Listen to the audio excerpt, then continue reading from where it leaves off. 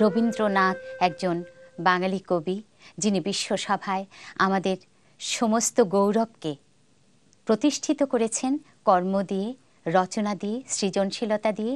তিনি প্রায় অবিনশ্বরতা অর্জন করেছেন বাঙালির জন্য। তিনি যে আমাদের মধ্যে এখনও জাগরুক হয়ে আছেন, বেঁচে আছেন, আমাদের প্রাণের মধ্যে অবিনশ্বর হয়ে আছেন, চেতনার অবিচ্ছেদ্য অংশ হয়ে আছেন, এই কথাটি আমরা নানাভাবে আজ বলবো। আমাদের নানা জনের নানা চিঠি থেকে, স্মৃতিচারণ থেকে, নানা ভাষণ থেকে এই বিষয়টি বেরিয়ে আসবে। আজ আমি দীনেশচন্দ্র সেনের লেখা, রবীন্দ্রনাথ ঠাকুরকে লেখা একটি চিঠি আপনাদের শোনাবো।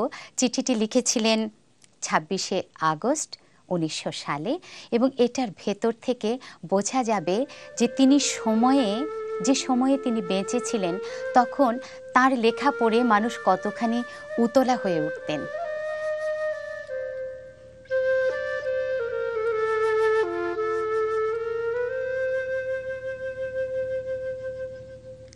আঠাশ নম্বর শ্যামপুকুর স্ট্রিট, কলিকাতা। পরম শ্রদ্ধাস্পদেষু, বহুদিন হয় মহাশয়ের অপূর্ব গীতিকাব্য খনিকা উপহার পাইয়া সম্মানিত হইয়াছি, কিন্তু নিতান্ত পীড়িত থাকায় এ পর্যন্ত খনিকার দৈব প্রতিভাশালী কবির প্রতি চিত্তের ঐকান্তিক অনুরাগ ও শ্রদ্ধা জ্ঞাপন করিবার আনন্দ লাভ করিতে পারি নাই। খনিকা সামাজিক হিসেবে একটুকু উচ্ছৃঙ্খল, এবং বোধহয় তজ্জন্যই উহা বিশেষ রূপে উপাদেয় হইয়াছে। আমাদের মায়াবাদী সমাজ রূপ মিথ্যা, জীবন মিথ্যা, যৌবন মিথ্যা প্রভৃতি সংস্কারাধীন হইয়া বাগদেবীর প্রবেশ একরূপ রোধ করিয়া রাখিয়াছে বলিলে অত্যুক্তি হয় না। যে স্থানে সংসারে সকলই মিথ্যা, সেখানে কবি কোন সৌন্দর্য উপভোগ করিবেন?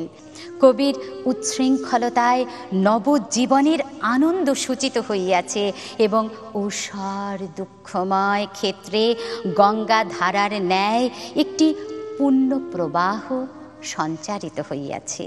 কবি অশ্লীর সাথে যাত্রা করিয়া অসময়ে অপথে চলিয়াছেন, শপথ করিয়া বিপথ ব্রত গ্রহণ করিয়াছেন, মাতাল হইয়া গান গাহিয়াছেন, শুষ্ক ঋষির চিত্তে ও জ্যামিতির সূত্রে সত্যের আলোয় নির্দেশ করিয়া মিথ্যা যদি মধুর রূপে আসত কাছে চুপে চুপে, তাহা হলে কাহার হতো ক্ষতি?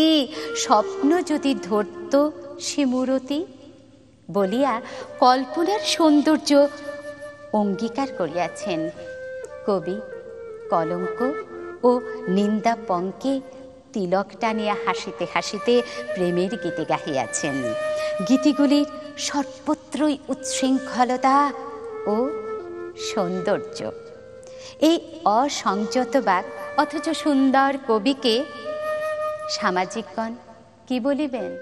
ইনি অতৃপ্তির চক্ষু তৃপ্তির ফুলসর দ্বারা বিধাইয়া শিক্ষা দিয়াছেন অতীত ও ভবিষ্যৎ হইতে বর্তমানে শ্রেষ্ঠ।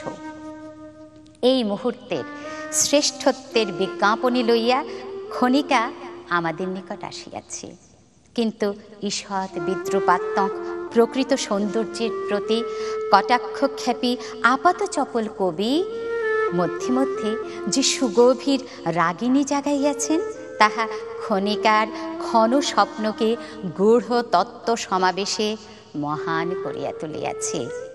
অন্তরতম কবিতার গুরুত্ব অনেক বিপুলকায় কাব্য বহন করে না। বিনীত নিবেদক শ্রী দীনেশচন্দ্র সেন।